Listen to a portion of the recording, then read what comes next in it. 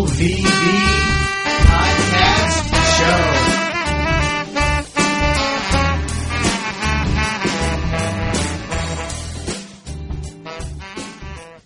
Hi and welcome to LVB Show. My name is Alvaro and I'm very happy to be with you tonight. Well, tonight is a very powerful show, but before I introduce our guest and everything, I want to say thank you so much to everyone listening from the United States, from Canada, from Latin America, from Europe, from Asia, from Australia, from the Middle East, and from Africa and everywhere else who are listening to the show right now. Before I introduce our guest, I want to tell you why the show is about anxiety. Well, this little story begins in 2012. I was invited to a conference by the Foundation Fighting Blindness in New York City. I went there. It was about the blind community in the workplace. How is that and everything. So these panelists are talking and everything was so great. And at the end, when it comes the time to talk to them, I raise my hand and I say, well, I do not have a question about the workplace for the blind, but I do have a question about anxiety in the blind community. And people were like, oh my God, nobody asked this, and this should be asked. And every panelist talked about that. After this conference, many people approached me and said, oh my God, this is a subject we never discuss. And I said, well, wonderful that we were able to discuss this. And they said, yes, indeed. And so, dear listeners, I have been since then willing, excited, and interested in doing a show about anxiety. And I needed someone that knew about anxiety. And we have with us a completely blind psychologist, psychiatrist. His name is Dr. Andre Watson. He's from Pennsylvania, in the United States. He's with us. After researching and studying this subject together a lot, we are here to do the best we can to give an information and an advice to people like me who suffer from anxiety in the blind community.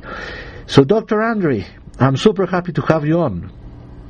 Hey, Alvaro. Mucho gusto. Thank you very much for having me, and I'm really excited to talk about anxiety today with you. And I'm going to try my best to answer the questions that you have, and hopefully your listeners will gain some information and some insight in anxiety. Count on that, Dr. Andre, and I'm very happy to have you on, and I know our listeners are very excited too. And to come into this subject, there's so many things to discuss, but the first question that I have from the top of my head is, tell a little bit, our listeners, how does our brains work and what are the parts of the brain? Well, Alvaro, there are many parts of our brains and there are many functions of our brain, and there are many ways to talk about the parts of the brain. But today I'm just going to talk about the brain in terms of our lobes. And the lobes that we have are the frontal lobe, which controls our ability to plan, ability to think, ability to take steps to achieve a goal. We have our temporal lobe, which controls things like our hearing and our sense of smell. We have our occipital lobe, which controls our vision, and our parietal lobe that controls movement and spatial abilities. So that's one way to look at our brain, but we can also look at our brain by the layers, and we can look at our brain in those layers from top or from bottom to top. And the higher we look at the layers, starting off near the brainstem, near the spine, we start off with the hindbrain, which controls some real basic features of reflexes, our ability to breathe. That part of our brain makes sure that our heart is beating, our blood is pumping through our veins, it tells us when to sleep and when to wake up. And then as you get higher up through the brain, you get to the midbrain, which controls emotion and our ability to know, or it kind of tells us when to flee from danger or when to fight danger. This is a part of the brain that's more like our animalistic brain. This part of our brain also controls memory. And what's really interesting about the midbrain is that the same parts of the midbrain that control our feelings to flee or to fight also control our memory. So I think that part of the brain is really interesting when we talk about anxiety, because some of the things that happen to us get stored in this part of the brain, but that part of the brain also controls not only memory, but our reactions, our feelings, our anxiety. So our memories and our emotions are connected. And then the top part of our brain is the cerebral cortex, which controls our ability to think, and so all these parts of our brain are connected and interact with one another. So our brain doesn't function independently. Parts of the brain don't function independently, but they work together. So as you're listening to my voice, there are a few different parts of your brain working to hear me, to process what I'm saying, to remember it, and even to maybe even have some emotional reactions to what I'm talking about. Wow, what a complex and fascinating subject is the brain. Oh my goodness. Yes. Okay, now continuing with this, we would like to know what are some common types of anxiety disorders, and also how can you find out with signs that you have this kind of anxiety disorders? Well, first I want to talk about generalized anxiety, which is usually characterized by a lot of worrying, and worrying that a person cannot control. It might be about work, as you mentioned earlier. It could be about school. It could be about family. And it's an uncontrollable worry. So it's not just some concern, but it's uncontrollable, and sometimes it's actually worse than the actual situation. So someone may worry about dying, but they have no risk of dying. Now, some of the symptoms of having anxiety are feeling restless or keyed up, easily fatigued. Sometimes people that are anxious are easily tired. Sometimes people have difficulty concentrating. Sometimes, in the day and age that we're in now, a lot of people say, "Oh, I have attention deficit hyperactivity disorder, or ADHD." But sometimes you have to see if you're actually anxious. And sometimes people sleep a lot when they're anxious, and we don't even know that. Difficulties with their mood, and sometimes people are irritable, very touchy, they're not in a good mood. There's muscle tension.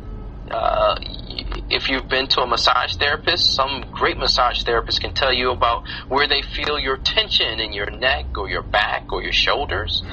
Sometimes people carry that in their chest or their temples, their head, their hands. Sometimes people have back pain that is exacerbated or caused by anxiety. Sometimes people have difficulty staying asleep or getting to sleep, and sleep is unsatisfying. And it's really important that this anxiety, the person lets you know that it's causing a lot of stress, as like I said before. I also want to talk about panic attack. Oh, yes. Which sometimes people have panic attacks that have that have a lot of anxiety, and Some of those symptoms are palpitations, pounding heart, or an accelerated heart rate, sweating, trembling, shaking, a sensation of shortness of breath or smothering, feelings of choking. So sometimes we might even hear people cough when they might be feeling anxious, chest pain or discomfort, nausea, or even abdominal distress. So you may think you have a stomach ache. That might be anxiety. I remember when I was in college, I remember getting a lot of stomach aches. And I was thinking, it must be the campus, it must be the food, the cafeteria food. But then I was speaking to a number of other friends of mine, and they said they had the same problem, even those who did not eat from the cafeteria. And they said, you know what that is? That's a constant anxiety and worrying about doing well, especially around finals time. Right. You may feel dizzy, lightheaded, or unsteady, or faint. Sometimes people feel like, I just don't feel like myself. I feel depersonalized. I feel detached. I just don't feel like I'm in my body. Sometimes people have a fear of losing control or going crazy. They have a fear of dying sometimes. Feelings of numbness or tingling sensations, or chills or hot flashes. So there are many symptoms to anxiety, and I doubt people could, be sure that they have some anxiety by just listening to this podcast. But if you think you do, you probably need to see a doctor. Now, there are some more common anxiety disorders that have a name. Yes, and one of the popular ones is agoraphobia, which is anxiety about being in certain places or certain situations.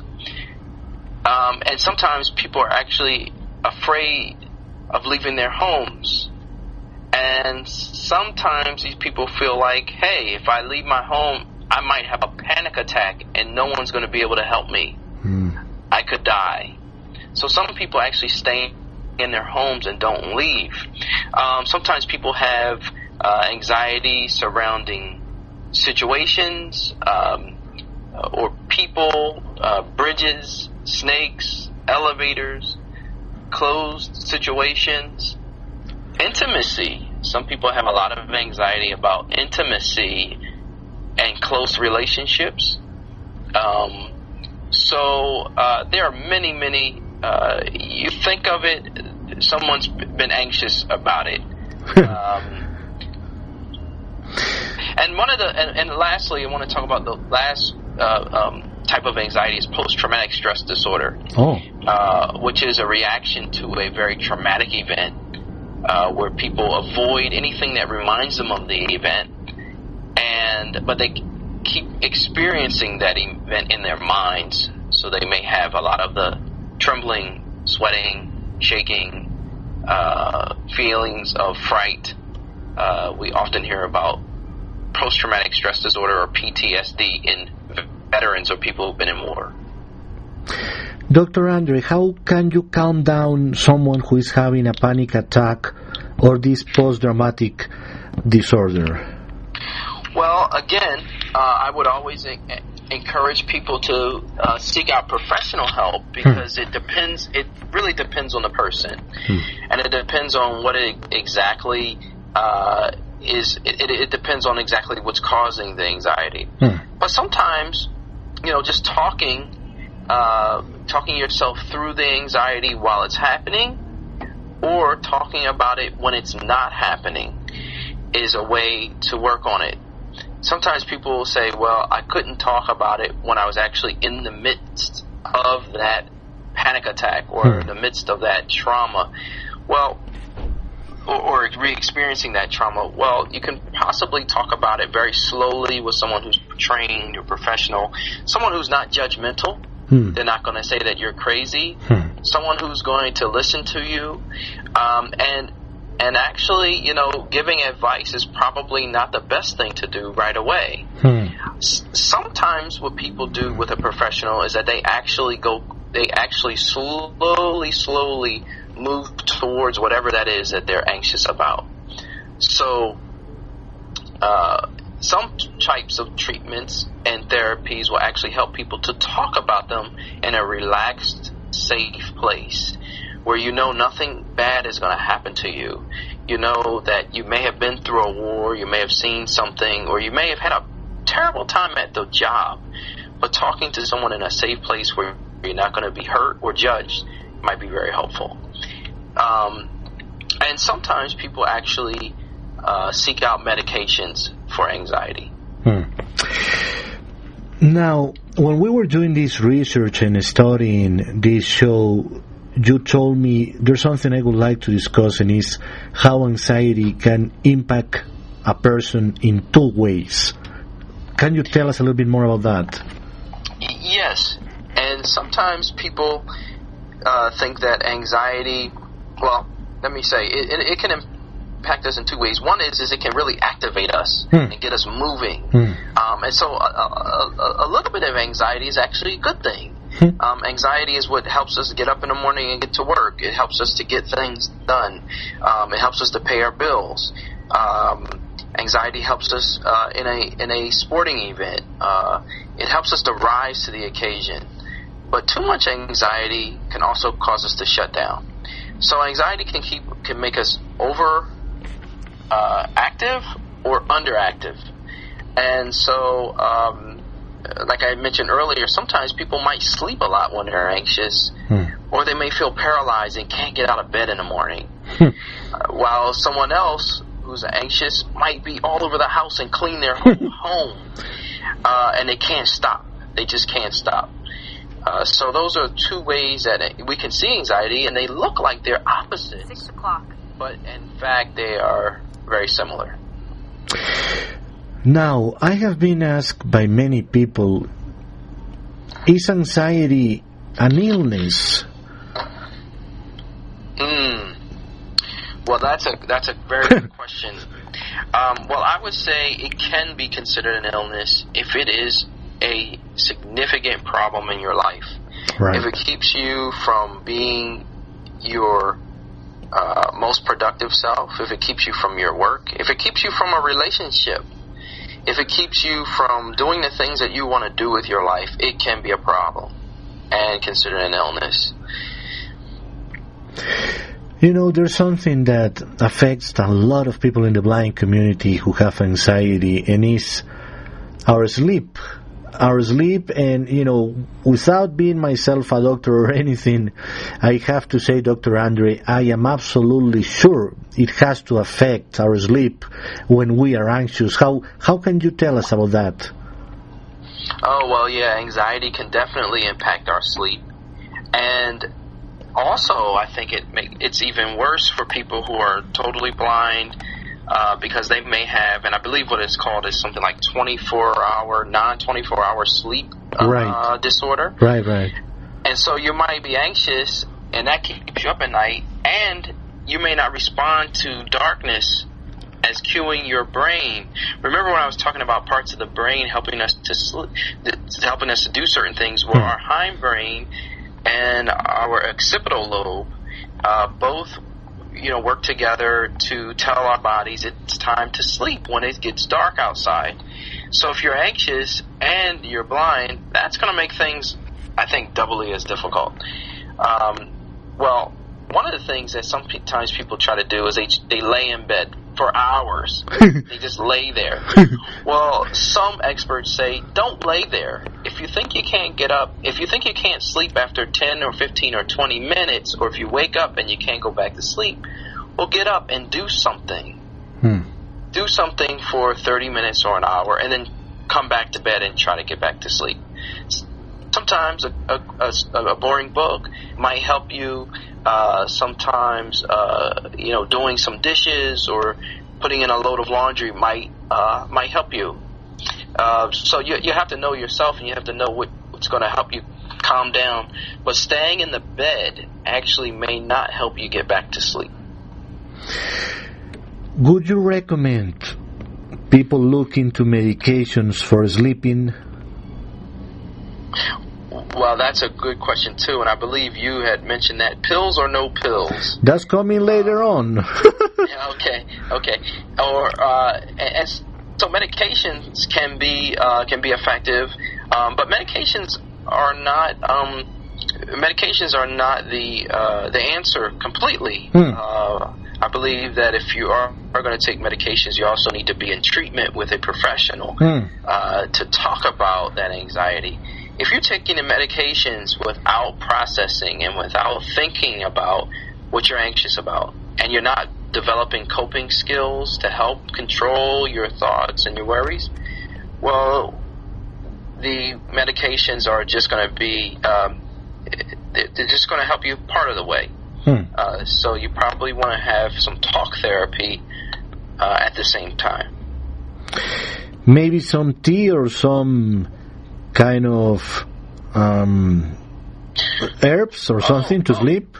Oh yes, well, some people enjoy some, sleepy time tea to help them go to sleep. Some people like some warm milk. Not sleeping during the day can be a problem. Can help you. If you're taking naps during the day, then you're going to be less likely to fall asleep. Caffeine after lunch can be a problem. If you're a smoker, that can also be a problem with helping you get to sleep. What you eat, your diet can impact your sleep. And one of the things I think is really interesting is a lot of times people like to watch the news at night before they go to bed. Well, the news is not the most relaxing show on TV to watch. You have a point. Here in Philadelphia, we're hearing about, fires and shootings and abductions and all those and now this weekend, the SEPTA strike. So there are all of these things going on. So you probably want to be aware of what you're doing before you decide to go to bed. Are you doing something to dim the mood a little bit? Are you slowing things down in your home? Have you gotten into something comfortable? Have you taken a bath, a nice hot shower? Some of those things can help you. And a routine is really good. Routines are great for kids to help them get to sleep. And even for adults, you have to be on a set schedule. So, by 8:30, you're starting to unwind. You got some sleepy time tea. You've turned your television off. You put on some soothing music. You made sure your bed is made. You've said goodbye to everyone for the night, and you've gotten into the bed and you're ready to go. So, a routine is good too. Now, for our listeners who are visually impaired or totally blind, who suffer from anxiety, and they are looking to go into a healthy, obviously healthy is the word, relationship.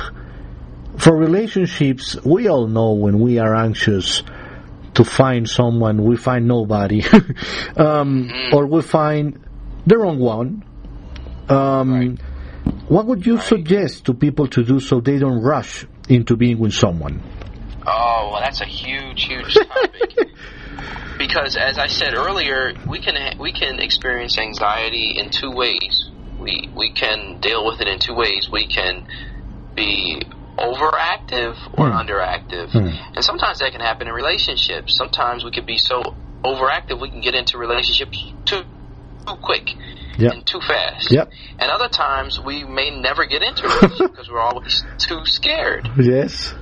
So I think it's always good to have a level-headed friend or professional to talk about who you might be interested in, and if you haven't met anybody, to talk about what you'd be interested in.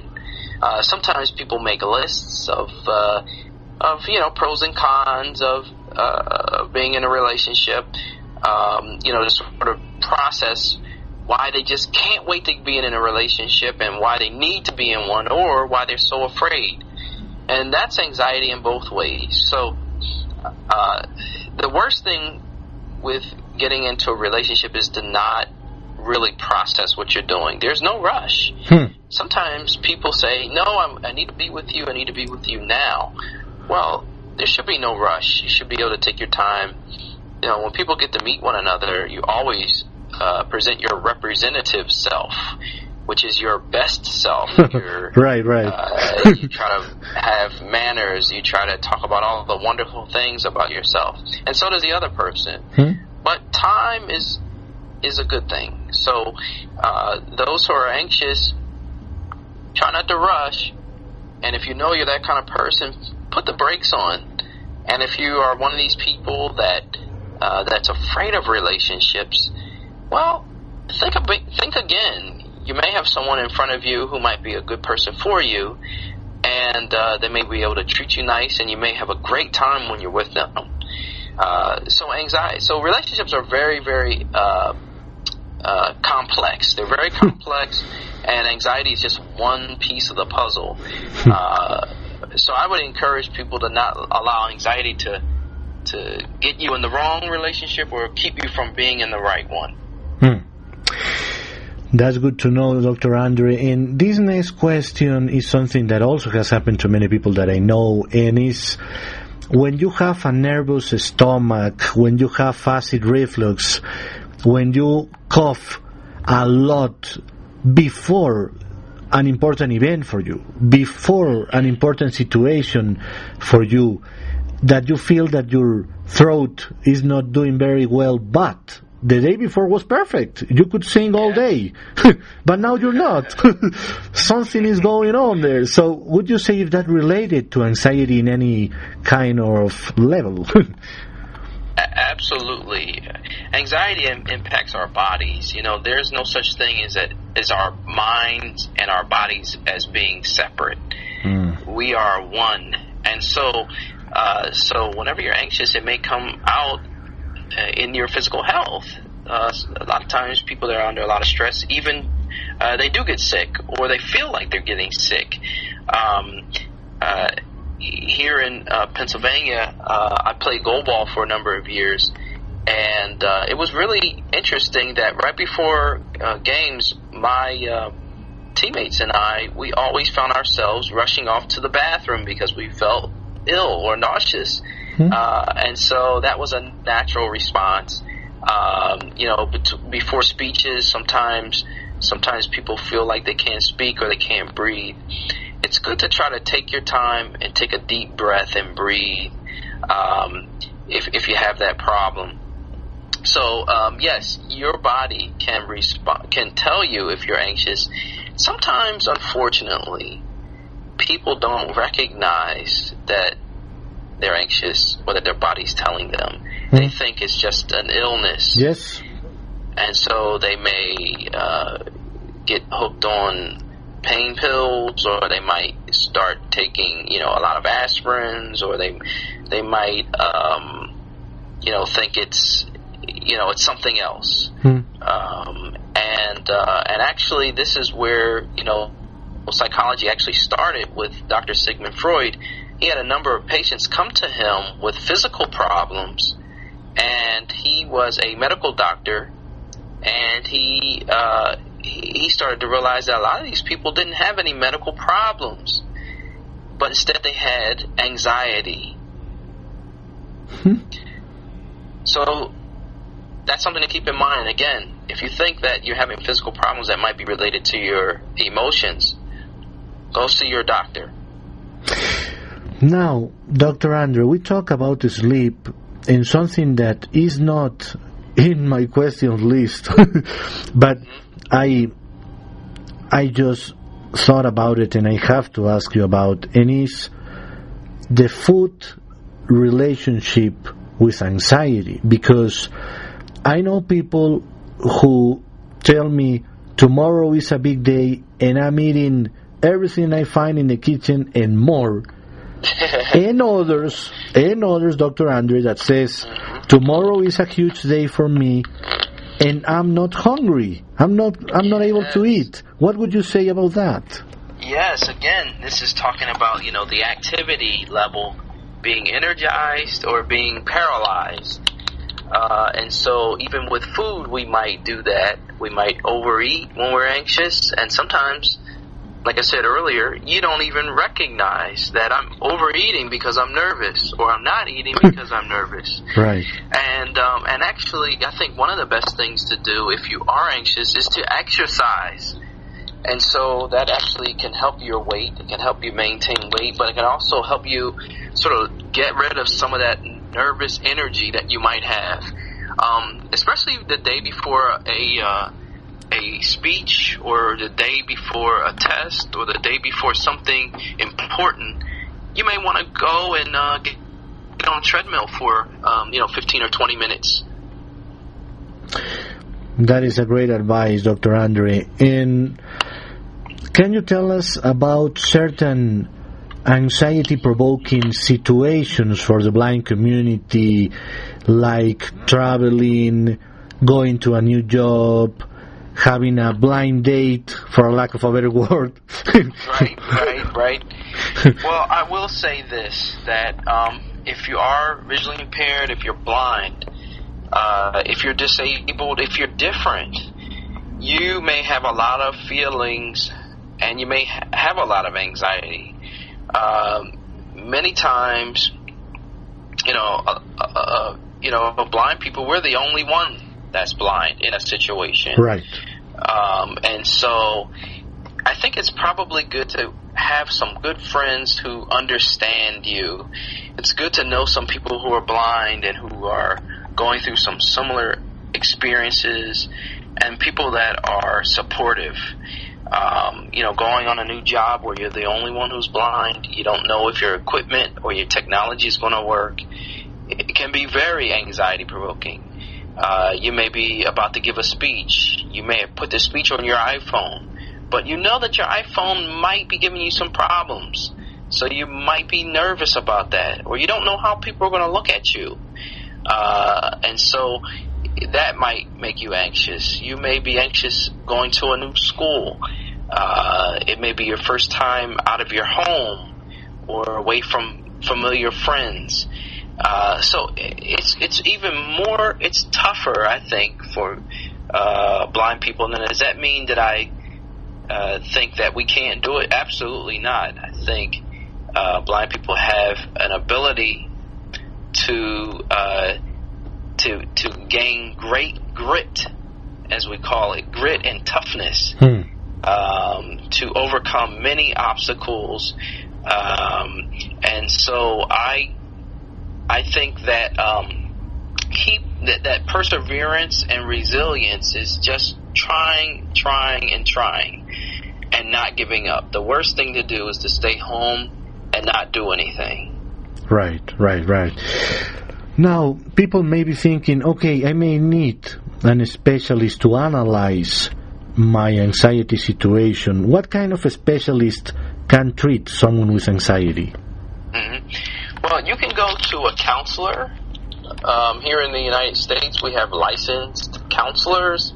We have licensed social workers. We have psychologists like myself. And those professionals all sit down and talk. They use talk therapy to get to the root, sometimes to get to the root of your anxiety, and also to help you with some coping strategies. That person might also coach you and give you encouragement. And then there are also psychiatrists who sometimes do talk, but they also prescribe medications. So there are many different professionals you can go to. As I mentioned before, sometimes anxiety is felt in your body, so maybe a massage therapist might be someone to look for to sort of work out the kinks in your back or in your shoulders. Now, the next question that you referred to a little bit before, but I want to get very deep on that one of pills or not pills, because for our listener, let me tell you a little story. I went to New York in one of my trips in 2012, in that very same trip of the conference of the Foundation Fighting Blindness, and I went to see a woman that puts this acupuncturist people, you know what I mean? Okay. Yeah, those people that that put these things in your ears and everything. And acupuncturist. Yeah, that yes, one. Yes, that's actually another great tool for anxiety, right? Yeah, so I am fascinated with, and this is, I know it's complicated, but do you think, Dr. Andre, we are able to control our anxiety in some cases in order to avoid medication and say, okay, wait a minute, now I'm feeling the anxiety coming on, so let's fight it? Is that possible in some people, and others say, you know what, in your case, you just yes or yes need some kind of medication? Well, it depends. It always depends. But there are alternatives to medication. And like you said, acupuncture is one. Massage is another. The types of foods you eat can impact your levels of anxiety. As I said before, if you drink a lot of caffeine, soda, and coffee, that might impact you. Cigarettes, exercise is another one. It's a big one, you know. And so if you're healthier, you may ward off some of those symptoms of anxiety. So sometimes people prefer not to take medications, but it's an individual choice. I think that, you know, if you do take medications, there's nothing to be ashamed of. But I really push for talking. You know, I'm a psychologist, so that's what I think is really the most important thing to do, is to talk to someone that's experienced with anxiety. Now, when it comes to practical tips for a better life with anxiety in our blind community, well, you have mentioned things.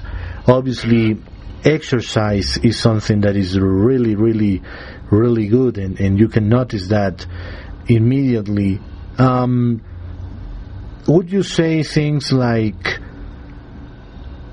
decreasing the levels of stress that you have in your life? Because I don't think that helps you a lot. Right. Well, if what you mean by that is prioritizing right, and decreasing the amount of stress, that's very important. You know, sometimes we have to step back and take inventory and take a look at our lives and say, what's creating so much anxiety in my life? What kinds of factors are going on right now? And maybe I need to step back, or maybe I need to change something. As I had discussed earlier, the frontal lobe is the part of our brains that helps us to plan and to achieve goals. You know, you have to use that frontal lobe a little bit and say, what can I do differently? How can I plan out my life a little bit better? Sometimes anxiety is created when we don't plan very well. So that's a very good point, that, you know, managing stress and decreasing the amount of stress that we have in our lives can be helpful and effective. There's so many things for our listeners to say about this subject. But I wonder if one of the things that we need to do is to take notice when we start feeling that anxiety coming, and be able to be conscious enough to say, it's time to react in a certain way to this. For instance, if you have a complicated situation coming in, maybe you have a difficult meeting or a difficult phone call to make. I would say, for a listener, I'm just talking out of the blue, Dr. Andre will tell us, but if I say to myself, okay, I have something huge coming up, but you know what, and I have to refer to Michael Jordan, my super idol from the Chicago Bulls, because, you know, he said in an interview that I recently watched that if he would train a lot before the game, making baskets from many positions, when he would be on the basketball court, he would be able to make those baskets. Why? Because he did it before, and he did it a lot. So by repetition of that, he would say, my brain was ready to go, because I was able to visualize that ball going in, because I did it before. I had the experience. So I'm just saying, if you have a difficult meeting, but you have had difficult meetings before, and you're able to visualize that and say, hey, I had this meeting with Dr. John, whatever, and it was super tough, but you know what? I made it, and I was successful at it. So let's just start feeling that energy of me succeeding in that meeting beforehand, and I'll be able to go to that meeting feeling very well, and my anxiety levels are going to go down. Right. So, Dr. Andre, what do you think about those kind of exercises in your mind?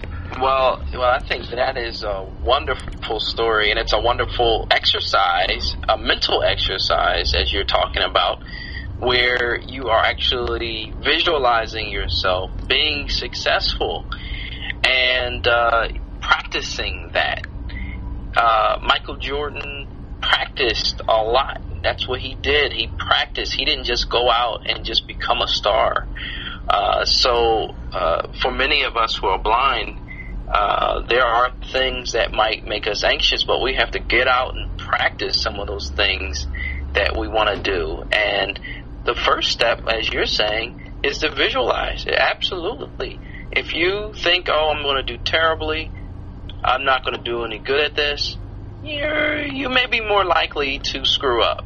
Now, that sometimes works for some people because they don't like a lot of pressure. Sure. So, but a lot of times people worry, they have a lot of anxiety, they say, oh no, this is just going to go terrible, and they do.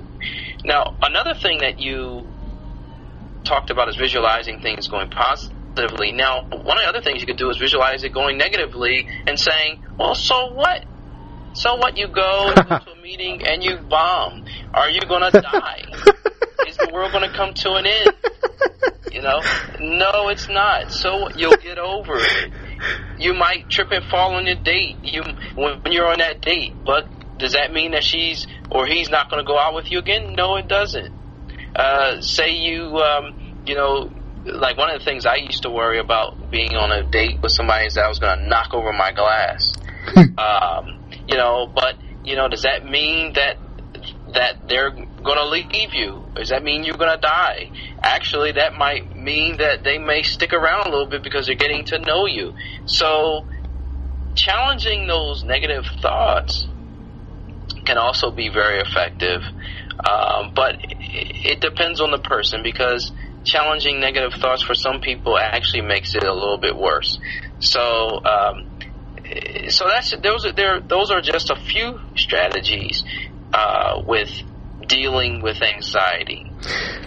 You know, Dr. Andre, you're talking about something very interesting, and is that in some situations when we are feeling anxious, we make everything to be believed in our minds that it's a catastrophe, that maybe the end of this planet as we know it. And yes, what happens is next day we are terrified to do anything. And so we're, oh my goodness, in an hour I have this, oh my God, am I going to be able to survive? And we need, for our listeners, to take out that kind of catastrophic feeling from our minds, because that is not the way it's going to be.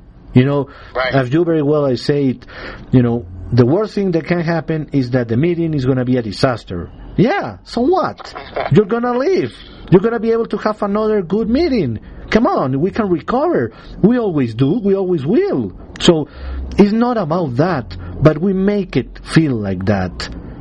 And as blind people, we are always messing up. That's a part of being blind. I've realized that being blind is being comfortable with what we call trial and error. And that's just trying out things, and some things work and some things don't work. We do trial and error when we do mobility. Sure. If you travel with a cane, you don't know what your cane is gonna hit, so you give it a try and see what's there. You keep giving it a try. and then you learn from trial and error. You know, you press the wrong key on the keyboard. Oh, I pressed the wrong key. Go back. You know, you play an instrument. You go back. You try it again. So there's a lot of trial and error, and you're going to bump into things. I do things very well, but sometimes I will bump into things, and sometimes I will take the wrong left-hand turn, the wrong left turn at an intersection, and I get lost. Sometimes I might get in the elevator and get off at the wrong place. But if you have, if you know that you're going to keep, if you, just like you said, keep trying, and don't let that anxiety paralyze you, you can do it. Now, I know we've had a conversation about this a few times. I think this goes hand in hand with skill. I think, you have to learn some skills, but you also have to look at that anxiety that you have. So what's the point of having skills, which I think is very important, if the anxiety keeps you from doing things? So if you have gotten the skills, if you have learned how to do things, if people have told you you can do it, then give it a shot. Dr. Andre, you talk about something very important, and is that we know we're going to have our issues. We know we have our obstacles every single day. But it's the way we react to them that is going to make a difference. Because that's called being responsible. That's the point, Dr. Andre. And look at this point, and is that if we, in every little thing that we have, every little obstacle that we have, we start thinking, oh my God, I was not able to do this. Oh my God, I was not able to achieve this and that and the other. Then obviously you're going to get anxious. And I'm sure that when you're going to do this again, you're going to say, oh my God, I didn't make it yesterday. How am I going to do it now? And so that is going to be a problem that is going to grow and grow and grow unless you stop it. So how important is to react the right way to whatever happens in our lives? We know we're going to have issues. We all do. It's normal in life. But it's the way we can deal and react to them that's going to make a difference. And Dr. Andre, I should study psychology for our listeners. I love it. Yes, and I'm really happy that you talked about this, because we sort of pulled all the pieces together to talk about anxiety and how it really impacts a lot of people. And I'm glad you're talking about these things, and I hope you continue to talk about these things indirectly and directly through your podcast, because you can really reach a lot of listeners who have dreams, they have desires, they have wants and needs, and just because you are blind or disabled, that doesn't mean that you can't have any of that. So I think what you're doing is wonderful, and I think your show actually addresses people's anxiety in some way or another. Thank you, Dr. Andre. I do think so, and I think that there's so much in our minds that sometimes stops us from doing what we want to do, and we shouldn't have that barrier inside, but we need a friend in our minds, not an enemy. Right. And courage. That's what it takes. Oh, yes, it does. Yeah, it takes courage. And so if you can look back on past accomplishments and take small baby steps to doing something new, doing something out of your comfort zone, you're on your way. You have a great point, Dr. Andre. And for our listeners who have a particular question about this subject or may live in your area and would like to have a consultation also with you, how can they reach you? Well, I can be reached by email. My email address is dr.andrewatson, which is Dr. AndrewWatson @comcast.net. I have a website that is under construction, but it's up. It's drandrewatson.com with no period. And I have an office where I can be reached at 215-732-8244. That's 215-732-8244, extension 515. And just mention that you heard me on Alvaro's Low Vision Bureau show. Dr. Andre, before I let you go and before I say goodbye to our listeners, I want to say, thank you for all the expertise and knowledge that you have brought to me and our listeners. And for our listeners, we in our blind community, and I'm going to do a show about that, we need more focus on our minds. We need more focus in our brains. We need more focus on understanding, helping, and reaching out for each other's emotions in capital letters, because people all across this planet are focusing on technology, and we now have it. But we need to be okay emotionally in order to enjoy the beauties that we have outside the home, using technology and mobility and all these beautiful things that we have on our disposal, thanks to things that are being developed in the US, in Canada, in Europe, in Asia, wherever. But I think this show also wants to say to all of you, listen to your emotions, your thoughts, your feelings, and do something about them. Because sometimes people who are not feeling so great and are feeling maybe down for any given reason, they go out, they make a mistake, they may have an accident or something happens to them, and that can be avoided.